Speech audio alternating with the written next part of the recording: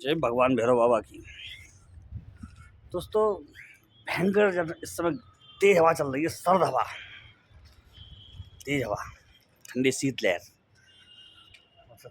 छत पे मतलब इस समय शाम के समय पे काफ़ी बर्फानी हवा चल रही है। इस समय माता रानी के मंदिर का झंडा कैसे लहरा रहा है, तेज। दोस्तों, आपको बताऊं, आपको एक चीज़ बताता हूँ। मेरे पास जो लोग आते हैं उसमें से कम जो पूछने वाले होते हैं वो काल भैरव, हनुमान जी बाबा, 10 महाविद्या, इन्हीं के बारे में, इनकी साधना ही ज़्यादा पूछने वाले होते हैं। और जो 5-10% होते हैं वो मसानियाँ और मसान और जिन्नात, इन सब के बारे में पूछने या जानकारी लेने वाले होते हैं, साधनाएँ पूछने वाले होते हैं। तो इनकी तो मैं बताता भी हूँ, लेकिन मैं थोड़ा सा आपको भगवान भैरव के बारे में कुछ अलग से जानकारी देना चाहता हूँ। ये स्पेशल है। लोग क्या सोचते हैं मालूम है आपको? लोग ये सोचते हैं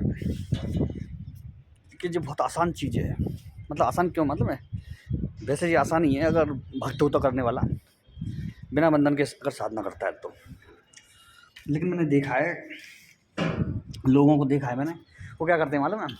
वो इसको एक हलवा समझते हैं, गप से गपक लेना चाहते हैं। अब उनको इतनी जानकारी मिल चुकी है, इतने नेट के माध्यम में, इतना वेबसाइट पे है, विकिपीडिया पे है, गूगल पे, यूट्यूब पे, सब पे पड़ा हुआ है। ये जानकारियाँ फेसबुक पे पड़ी हुई हैं कि साहब ये काम करो और भैरव बाबा प्रसन्न, ये काम करो और भैरव बाबा प्रसन्न। तुरंत तत्काल भैरव बाबा को सामने वो ला देते हैं 1 मिनट में कि हाँ साहब भैरव आ गया, मैंने सिद्ध कर लिया भैरव। पर मैं ये नहीं मानता। मैं क्यों नहीं मानता हूँ कि देखिए, ये अगर इतना ही आसान होता तो जो इतने सारे हज़ारों सैकड़ों हज़ारों लोग कर रहे हैं वो हम जैसे लोगों की जगह पे और होते, हम यहाँ पर नहीं होते बताने के लिए आपको।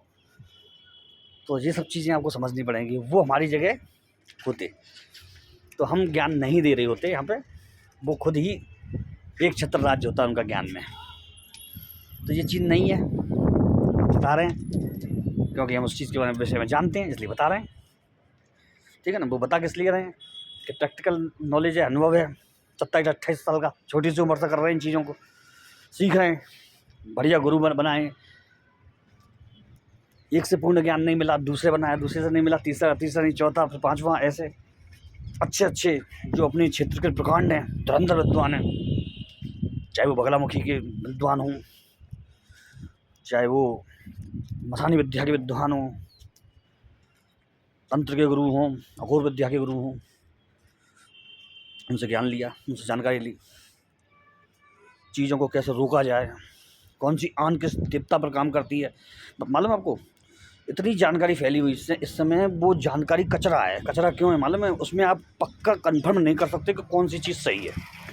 वो आप तभी कंफर्म कर पाओगे जब आप किसी बढ़िया गुरु से जुड़े हुए हो और बहुत अच्छा जानकार आपको ज्ञान दे रहा है और उसके पास प्रैक्टिकल नॉलेज है, उसने ये सब चीज़ें की है, तो आप सफल हो जाओगे। अन्यथा मैंने तो इसमें ऐसी हालत देखी है, लोगों की बिगड़ता हुआ मामला देखा है कि सब साधना ली और साधना बिगड़ गई। तो इस समय मेरे पास ऐसे बहुत फ़ोन आते हैं लोगों के कि साहब मैंने ये चीज़ की थी और ऐसे ऐसा हो गया। अब वो ये नहीं बताते कि वो पहले से क्या क्या कर रहे थे। तो मैं उनको हमेशा सलाह देता हूँ कि कभी भी यूट्यूब से या गूगल से या कहीं से भी, चाहे वो मेरे ही चैनल के ना हो, उठा करके ऐसी किसी चीज़ नहीं करनी चाहिए जब तक उसकी कन्फर्म नॉलेज ना ले लें आप। वैसे मैं सौम्य चीज़ें डालता हूँ, उग्र चीज़ कभी नहीं डालता हूँ किसी के लिए भी। हमेशा सौम्य चीज़ होती है जिसे चाहे कोई भी कर सकता है, ऐसी चीज़ें डालता हूँ। और उग्र साधना तो बहुत ज़बरदस्त होती है, उनको तो डाला ही नहीं जाता यहाँ पर। जैसे कि मैं थोड़ा सा एग्जाम्पल देता हूँ। वो एक छोटा सा मंत्र है, मैं उसको बता तो सही रहा हूँ पूरा, लेकिन उसको करने की किसी को आज्ञा नहीं है। ओम भ्राम ह्रीम भ्रूम महाकाल भैरवाय संहार भैरवाय हूम फट स्वाहा। ठीक है? ये मंत्र उन मंत्रों में से आते हैं। ये मंत्र कि आग लगा देते हैं ये, समझ लीजिए इतने तेज मंत्र होते हैं ये। और इसमें 11,000 मंत्र रोज प्लस इसमें 1,000 का हवन चलता है।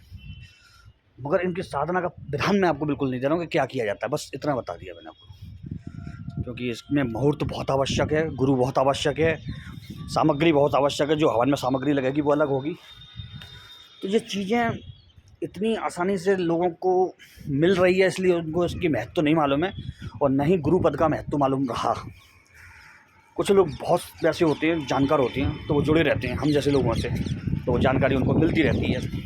आपको मालूम, मेरे संग 1-2 नहीं, 10-20 नहीं, सैकड़ों के आसपास कुछ ऐसे साधक जुड़े हुए हैं जो वास्तव में इस चीज़ की नॉलेज रखते हैं, और उनसे बात होती है तो मालूम पड़ता है कि उन्होंने काफ़ी किया भी है ये सब चीज़ें, क्योंकि वो प्रैक्टिकल नॉलेज उनकी मिलती है। धीरे धीरे करके मुझसे 100 से ऊपर लोग जुड़ गए हैं इस तरह के, और उनको मैं बताता भी रहता हूँ। और वो चीज़ें मेरा मानते भी हैं, मान भी रखते हैं। अगर मैंने मना कर दिया ये नहीं करना है तो वो नहीं करते हैं, मैंने कह दिया ये करना है तो ये करते हैं। जिसमें से कुछ गिने चुने साधक तो ऐसे हैं जो केवल, अब एक नहीं मैं कई बता रहा हूँ, उसमें कई साधक हैं ऐसे जो वो विशेष नौकरी वगैरह जॉब वगैरह बड़े बड़े उसमें फर्म पे रहे हैं, लेकिन फिर भी वो केवल फल पर रह करके साधना करी है उन्होंने। 21 दिन, 41 दिन, 51 दिन तक केवल फल पर रहकर, केवल फल, दूध और फल, अन्न का दाना नहीं, सब्जी का दाना नहीं, नमक नहीं। अब सोच लीजिए, ऐसे साधक अभी भी हैं मेरे पास, तो वो करते भी हैं और उनको चमत्कार भी दिखता है। तो ये सब चीज़ें आदमी को धीरे धीरे समझ में आती हैं, सीखता है आदमी। तो वो कब सीखता है मालूम है? जुड़े रहने से। कई साधक मेरे पास ऐसे हैं जिन्होंने बना लिया है लक्ष्य कि गुरु को एक सम्मान रखना, गुरु को गुप्त रूप से कुछ देते हैं, वो भी रखते हैं, मेरे ध्यान रखते हैं मेरे साधक। मैं आपको यूट्यूब पर जो जानकारी देता हूँ वो कभी भी ये सोच करके नहीं देता कि आप उसको एकदम से उठा के कर लो, बल्कि आपको उसको समझना पड़ेगा, सीखना पड़ेगा, तब आप करेंगे उसे, तो वो बहुत सही है, अन्यथा वो आपको नुकसानदायक है। काल भैरव के कई ऐसे प्रयोग हैं जो आदमी ने किए हैं और उसका पूरा जीवन बिगड़ गया है, क्योंकि वो प्रयोग शमशानी प्रयोग में होते हैं, वो अच्छे गुरु ही करा सकते हैं। वो घर में कर लिए उन लोगों ने तो बिगड़ गया मामला। तो ये सब चीज़ें होती हैं। आपको ये भी मालूम होना चाहिए कौन सा मंत्र कहाँ किया जाता है। अगर गुरु ने मंत्र का बंधन हटा दिया तो बंधन हट गया समझ लीजिए, और गुरु ने मंत्र पे बंधन दे दिया तो बंधन लग गया समझ लीजिए। वो गुरु की महिमा है। फिर कई जगह अनुभव में ऐसा आया कि खुद मुझे एक बार गलत मंत्र मिल गया एक गुरु द्वारा, और वो बहुत अच्छे जानकार हैं, जबकि बहुत अच्छे जानकार, लेकिन शब्द का हेर फेर समझ लीजिए, मेरी अल्प बुद्धि समझ लीजिए, मैं उसको समझ नहीं पाया और मैंने उसको शुरू कर दिया। मंत्र में हेर फेर था, मंत्र में एक पूरा बीज उलट गया था, पूरा बीज गायब कर दिया था मैंने। तो दोस्तों अब वो किया तो सही मैंने, तो अब कर लिया तो चलो कोई बात नहीं। जब मैं लाखों के आसपास जब संख्या पे पहुंच गया तब बातचीत होती है एक दिन बड़े गहरे तरीके से उनसे जिन्होंने मंत्र दिया था। तो उन्होंने बताया भाई तू तो गलत जाप कर रहा है, तेरा मंत्र इसे तो मैंने दिया ही नहीं है, इसमें तो तू क्लीम खा गया है, काली का बीज। अरे मैंने कही ये तो गड़बड़ हो गई भाई, अब ये गड़बड़ तो हो चुकी।